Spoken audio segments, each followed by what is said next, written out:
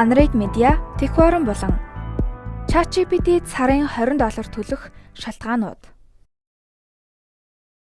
Юм бүхэн нь хиймэл оюун ухаантай болж, ажилтгаасаа ажилдаггүй нь олон платформ, аппликейшнууд нээлттэй хийсэн цаг сайхан. Нэг үе бодоход хиймэл оюун ухааны энэ давалгаа харьцангуй намжиж, ус тос нь ялгарчээ.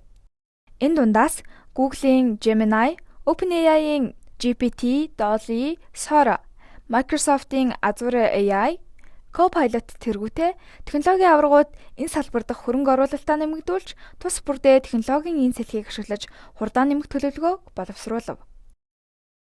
Салбар бүрд хийгдэж буй хэмэл оюун ухааны хөгжүүлэлтүүдээс бидний хувьд хамгийн танил нь OpenAI-ийн GPT модулууд. Тэдний хүн мэд харилцан яриа өрнүүлдэг ChatGPT болон хүсэлтийн дагуу зураг бүтээдэг Dolly модуль зөвхөн технологийн хорхойтнууд бус бүх нийтийн анхаарлын төвд байв. Харин өнгөрсөн 2 дугаар сард тэд нүүдэлээ ахиулж, өгсөн хүсэлтийн дагуу дүрс бичлэг бүтээдэг Sora модулиа танилцуулсан нь контентын зах зээлээс эхлээд Hollywood-ийн санаагч зовоож дөнгөөд байна. Харин энэ нийтлэлээр GPT модулуудыг ашиглах, нэгт сонгох гэж хэлж болох ChatGPT чатботын төлбөртэй хөлбөр болох ChatGPT Plus-ыг яагаад худалдан авах ёстойг тайлбарлав. Үнэгүй ашиглаж болох ChatGPT-д яагаад сарын $20 буюу 70,000 орчим төгрөг төлөх ёстой гэж. Ач холбогдол үн цэн нь юу гэж. Зураг бүтээх, хайлт хийх, санаа авах, имэйл бичүүлэхээс илүү гарах ич хэд нь юу вэ? Хиймэл оюун ухаантай үн төлбөргүй чатботууд олширсан энэ үед төлбөртэй ChatGPT-д бусдад байхгүй 2 том давуу тал бий. Нэгдүгээрт илүү ухаалаг. Үн төлбөргүй ChatGPT-гийн тархин ChatGPT 3.5 модультай бол төлбөртэй ChatGPT Plus-ын тархийг GPT 3.5 болон GPT 4 модулиас сонгон ашиглаж болно. Товчхондоо төлбөр төлснөөр харилцаж болох GPT 4 модуль GPT 3.5 модулиас хавьгүй их мэдлэгтэйгээс гадна мэдээлэл ойлгох, боловсруулах чадвар нь мэдэгдэхүйц өндөр байдаг.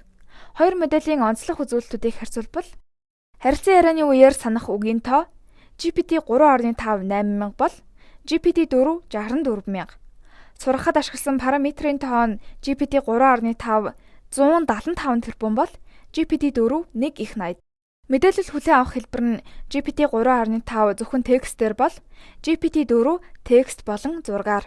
Нэг дор ойлгох үгийн тоо нь GPT 3.5-ийнх 3,000 бол GPT 4-ийнх 24,000 байна. GPT 4 модуль урьдчил сургасан мэдээлэлээс гадна биеийн хайлтын системтэй хоршин интернетээс хайлт хийж чаддгаа гэсэн үг. Иймээс GPT 4 модулийн мэдлэг хязгааргүй гэж хэлж болно. Жишээ нь ChatGPT-гээс өнөөдрийн байдлаар Монголыг дурдсан хамгийн трендлэг мэдээ юу вэ гэж асуухад GPT 3.5 хариулж чадахгүй байхад GPT 4 өнгөрсөн сард болсон хийн дэлбэрлийн тухай хураангуйг илгээж байна. Хэдийгээр уг мэдээ сарын өмнөх мэдээч GPT 4 илүү ухаалаг гэдгийг баталж буй. Энэхүү нийтлэл дурддагсан зарим мэдээллийгч GPT 4-өөс асуусан. Google хайлт зөвхөн юу бичсэн агуулгын дагуу хайдаг.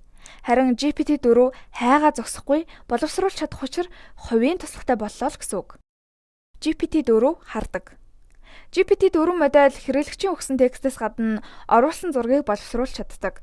Вебийн хар зургийг ашиглан тухайн вебийг бүтээх суурь кодоос эхлээд хүрэгчин дэх хүнсний зураг оруулахад л байгаа орцоор хийж болох боломж тоолын жорыг илгээнэ гэж боддоо. Жишээ нь Монгол улсын хүн амын тоолгын дүнг харуулсан графикийг илгээхэд GPT 4 ойлгож чаддаг. Ойлгож чадаж буй учир уг графиктай холбоотой асуулт асуух, төрөл бүрийн боловсруулалт хийх ажлыг ч мөн хийж чадна.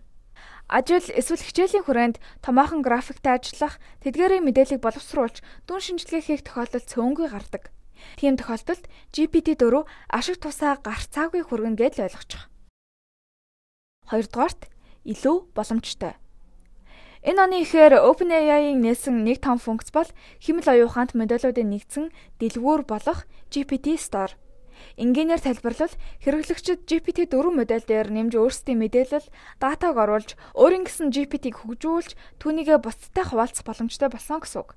Яг л Apple бүх хөгжүүлэгчдэд iPhone утаснуудад зориулсан апп хөгжүүлж, тэдгээрийг App Store-т байрлуулах боломж олгож, ухаалаг утасны хэрэглээг тэр чигт нь өөрчилсөн шиг аваа дэвшилттэй харьцуулж болом.